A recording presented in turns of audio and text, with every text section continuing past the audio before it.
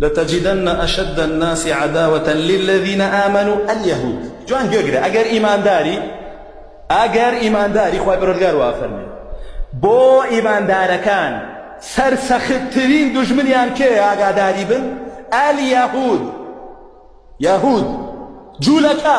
نەک دراوسێی پێغەمبەر بوو جوولەکە تێبگە خواوات پێڵێ عوزر نهێنیتەوە بۆ خۆ بڵێ دراوسێی پێغەمبەر بوو چاکە بم لەگەڵ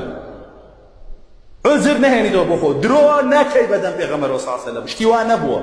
جوولەکە بە حیاتی دراوسێی پێغەمبەر نەبووە صلی الله علیه وسلم ئەگەر وا بوو بێ و پێغەمبەر صلی الله علیه وسلم باش بوو بێ بۆی پێغەمبەر صلی الله علیه وسلم بۆ خۆی مخالفەی و ئاەتەی کردووە قسەکەی تۆ واگرێتەوە پێغەمبەرەکە تاوانبارەکەی بەوەی مخالفەی و ئاەتەی کردووە کە یەهودی بە دوژمنی خۆی نەزانیوە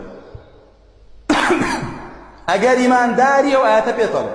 یەهود جوولەکە بە دوژمنی خۆت بزانە بە دۆستی نەزانی والذین ئەشرەکوو کەیکە لەگەڵیانە موشریکەکان کە رووسیاکە دەگرێتەوە لەگەڵ باقی نەسارا کاڵەن سێ خوا هەیەوانیش مشریکن بەو اعتیبارە ولەگەڵ باقی مشریکینی تر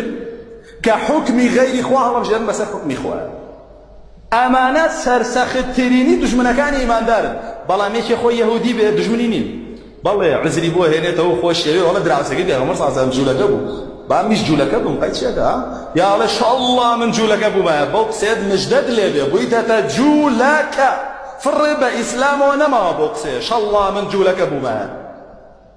خوای گەورە وافر وەرەوە بەهۆش خۆتە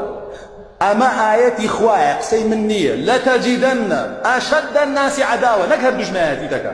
سەرسەختترین دوژمنێ تونترین دوژمنێ ئەوەی بەردەوام بۆ تۆ ئەگەڕێ لە ناوە بەرێ لە شوێنێکە کێیە اليهود جوولەکە